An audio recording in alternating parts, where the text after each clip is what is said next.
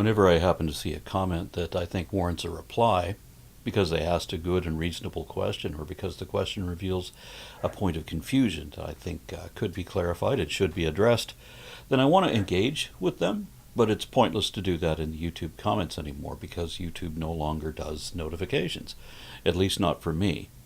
Apparently some other people still get notifications, but all of mine abruptly stopped on the same day. June 17th was the last one. My profile is still set to receive them, but I don't. I contacted YouTube Partner Support about this, and they said that it couldn't be fixed on the excuse that it was a policy change dated for June 17th. So they said I'm just never going to receive notifications anymore. Some of my viewers say that they're still getting notifications when I post a reply. Others complain that they're not getting notified even when I upload a new video. I don't know what the inconsistency is, but at best it's unreliable. So if I answer a comment on YouTube, I don't know whether those people will ever know that I did. They'd probably have to go back and check, same as I would. And then it's not easy to find, so most people won't remember or bother to do that. And most of the comments or challenges that I get are frankly idiotic trolls acting stupid just to waste my time. But sometimes there's a reasonable issue there, something someone doesn't understand but should and could and would if I help them. So here's another one that I want to address. Someone saw my recent discussion with theoretical physicist Sean Carroll, and they framed it this way.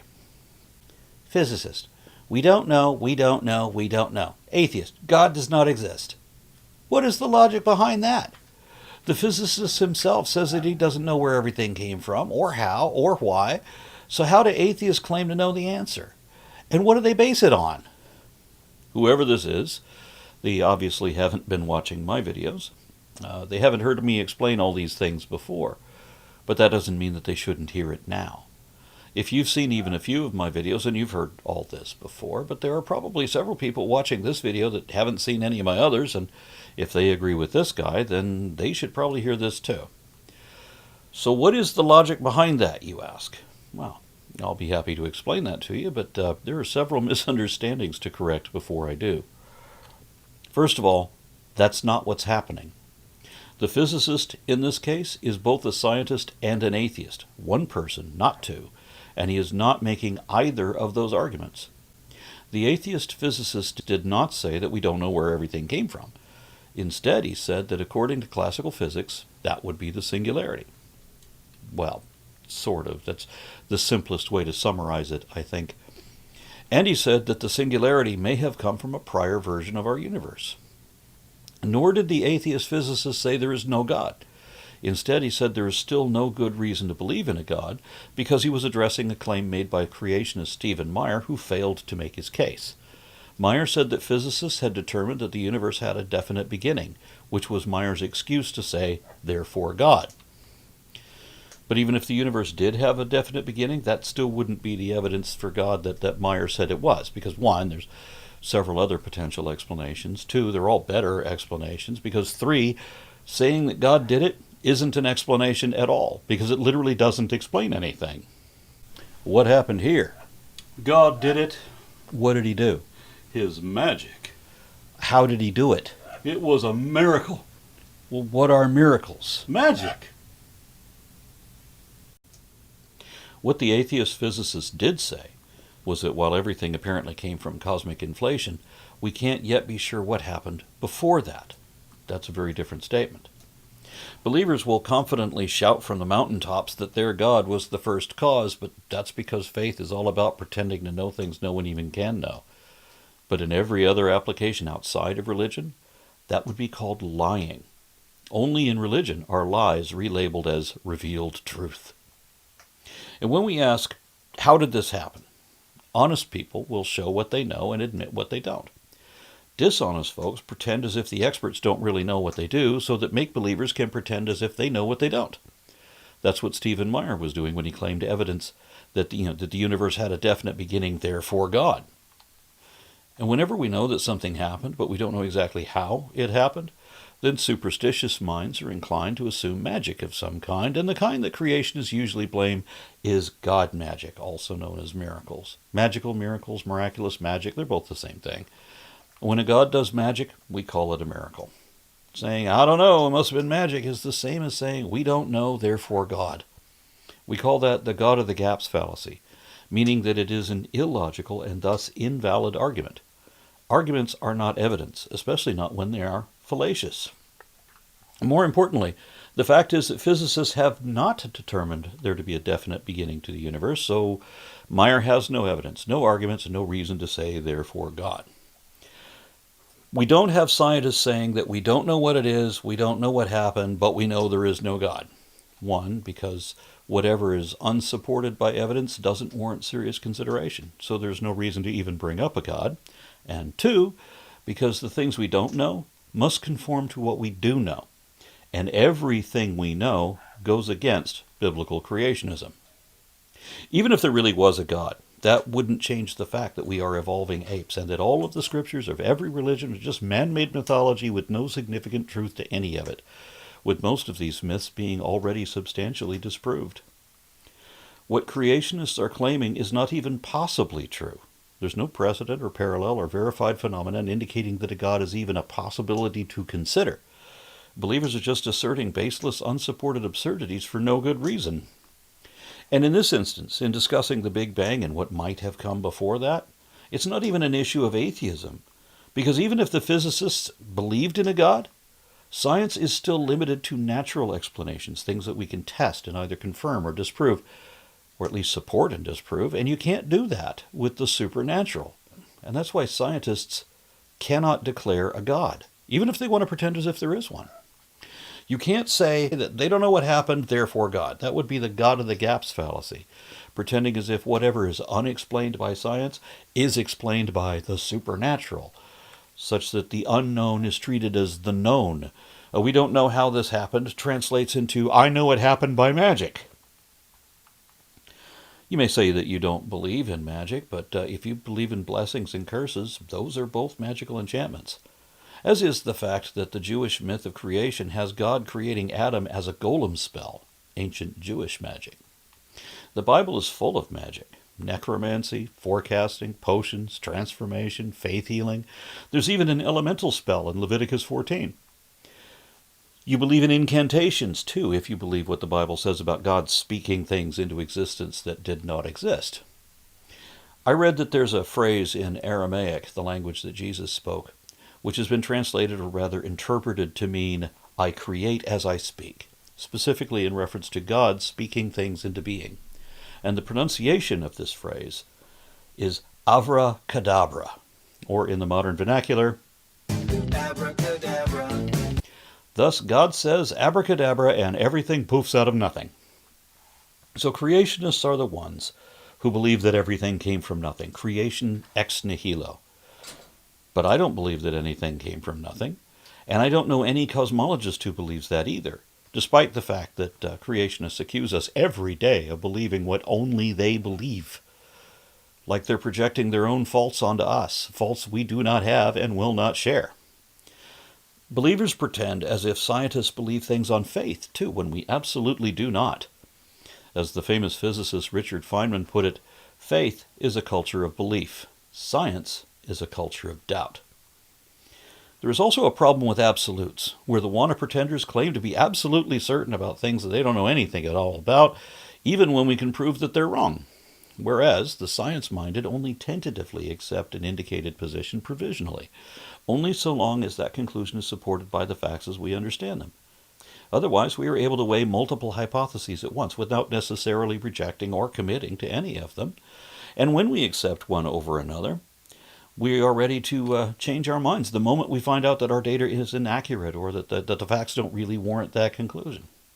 Most cosmologists consider that the universe is in some sense eternal, that material energy and universal wave function have always existed, and thus the universe has in some sense always existed, meaning that it was never created and there was never a time when there was just nothing. Still, some people consider the Big Bang to be the origin of material energy, at least within the expansion or inflation of spacetime. If so, then Big Bang theory gives way to stellar formation theory, then nucleosynthetic theory, leading to the theory of chemical periodicity, and then nebular theory, followed by planetary accretion theory, the collective hypotheses of abiogenesis, and ultimately the theory of evolution. All of that together is a vast body of explanations, multiple independent scientific studies for where everything came from. That's all on one side, the secular science side. Whereas the creationist position is given in a compilation of their favorite fantasy folklore. Not this book. This one. Well, close enough. It's not always the Bible. Creationism could also be based on the Quran or even the Bhagavad Gita. In any case, their evidence to support their claim is no more than just the claim itself, that circular argument again, where believers assume that the sacred fables are true simply because the sacred fable said so. It doesn't matter that there's absolutely no evidence to support it, and it doesn't matter to them how strongly the evidence disproves it, too.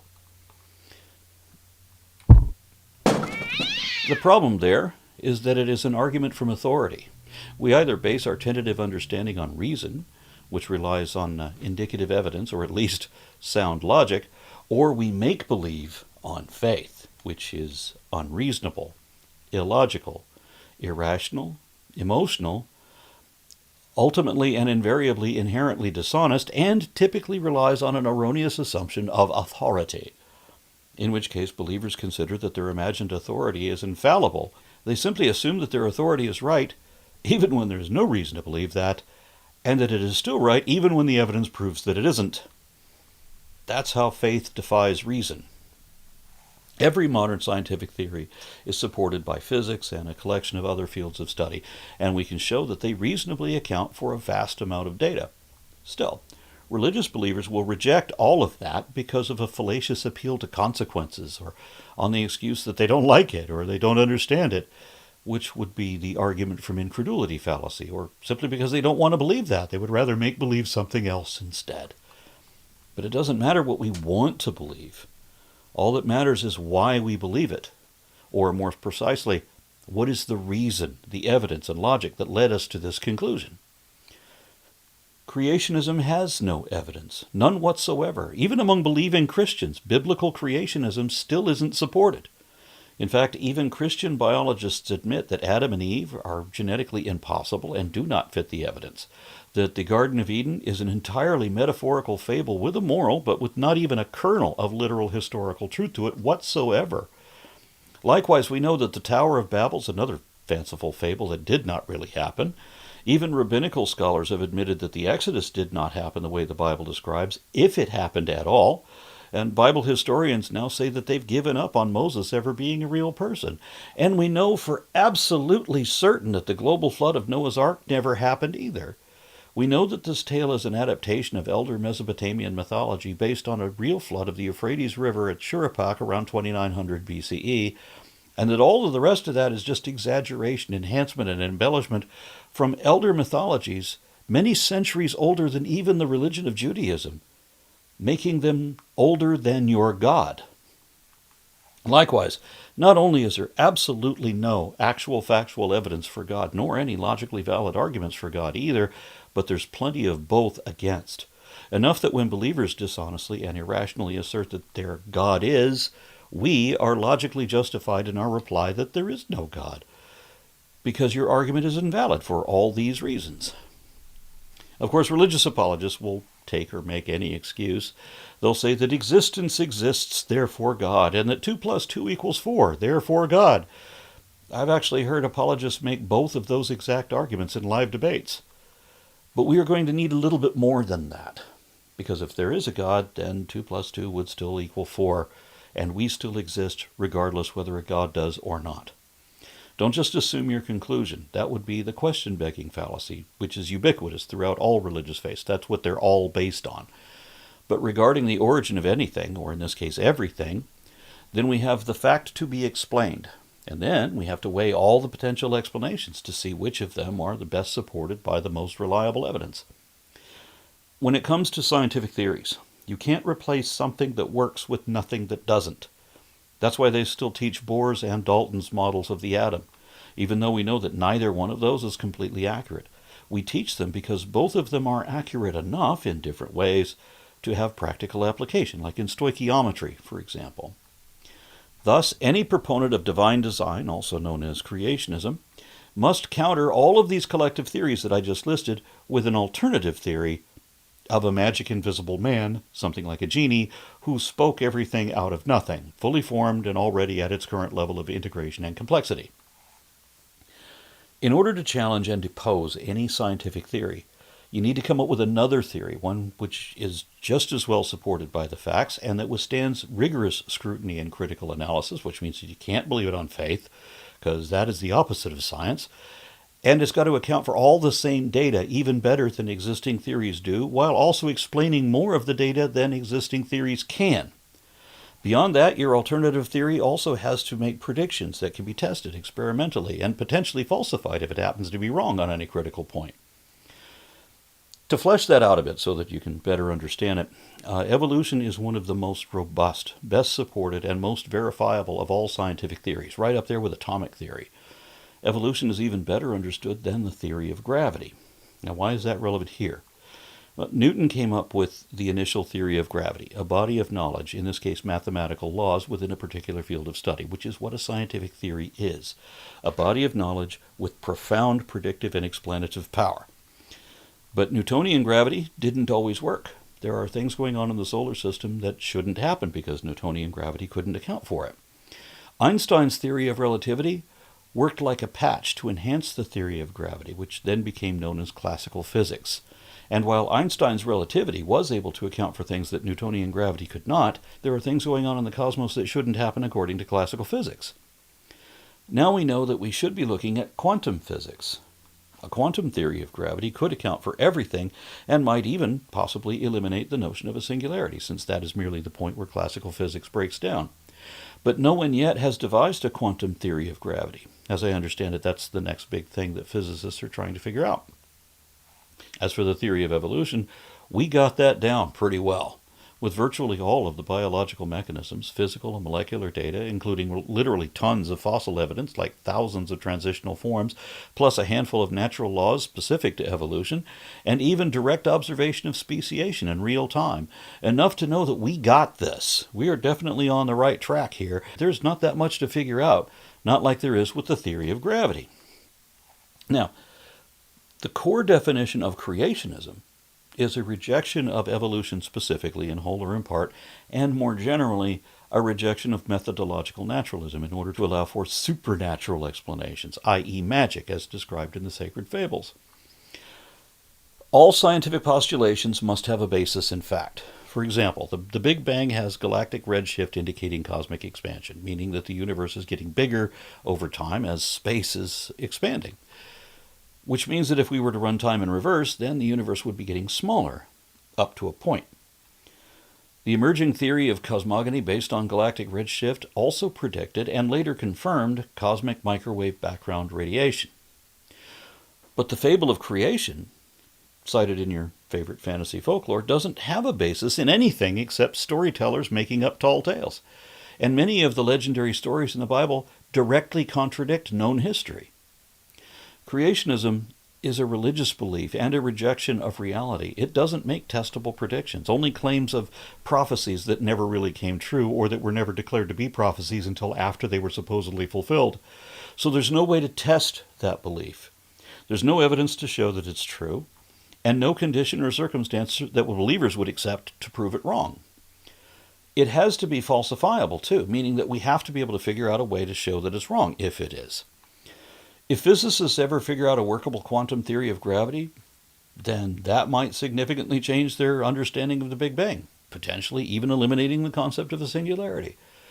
But how do you test an invisible man made of magic who has infinite power to evade all perception?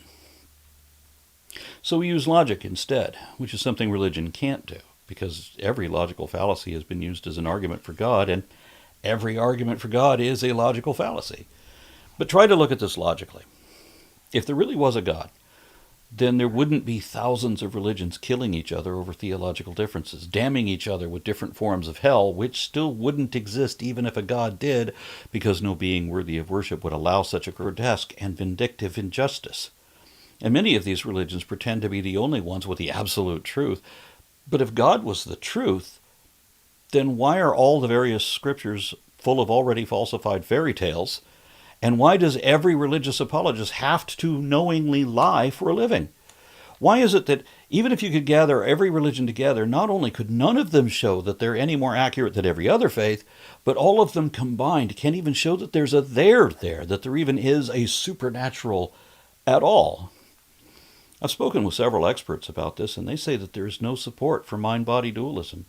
Not only is there no evidence of a soul right where it really would be if such were real, but there is so much evidence against it that neuroscientists are confident in saying that there's no such thing as a soul. Without that, there can be no afterlife, and thus most versions of God are rendered moot. If you make an assertion that can't be indicated or vindicated, verified, or falsified, then it's just baseless speculation. It cannot count as knowledge because there's no way to know if you really know that. It is dishonest to assert baseless speculation as if it was a matter of fact, yet that is what all religions do. We call that lying. Believers don't care about the facts because they don't care about the truth. Instead, they just want to shout their narrative, as if their incantation of their belief somehow causes that alternative reality to come true, if only in their collective imagination. Religion provides simple and unrealistic answers for simple and unrealistic people. But if thoughts begin to emerge, questions will follow, and you will soon realize that religion's so-called answers are merely excuses that don't really explain or account for anything. The agnostic position is that it is impossible for mere mortal men to have certain knowledge of supernatural things. This is because it is impossible to demonstrate that knowledge or test it. If we can't confirm your accuracy to any degree at all, by any means whatsoever, then you cannot actually know what you merely believe. So what you believe is not the absolute truth. Like everything your religion says, it's either not evidently true or it's evidently not true. To me, the truth matters more than whatever I might rather believe. But self-described believers are determined to defend the faith no matter what the truth turns out to be. So it really comes down to what is more important to you, understanding truth or believing in lies. Seriously, that's what it ultimately boils down to. I want to understand how things really are, whatever the truth turns out to be. So for me, the only value information can have is in however accurate it can be shown to be. If you can't show that it's accurate at all, then it has no value at all. Thus, virtually every sermon in any house of worship can be dismissed as worthless. Arguments from authority are worthless. Believing things on faith is not a virtue, it's a vice. Show me the facts. What do you actually know? The truth is what the facts are, what you can show to be true. And if you can't show it, you don't know it, and you shouldn't pretend like you do. That is the logic of atheism. The logical reasons why we are not convinced that any actual deities really exist, and why it is logical to conclude that none of them do.